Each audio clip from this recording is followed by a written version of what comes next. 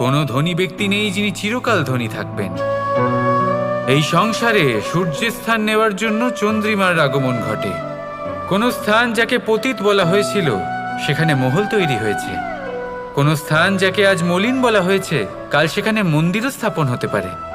কোনো ঋতু চিরকালের জন্য থাকে না, কখনো সময় চিরকাল একরকম থাকে না।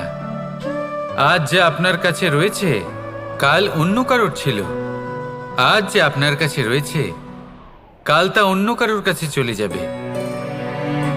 আপনার সাথে কিছু থাকলে তা হলো আপনার কর্ম, কিন্তু সেই কর্মের পরিণামও আপনার নয়।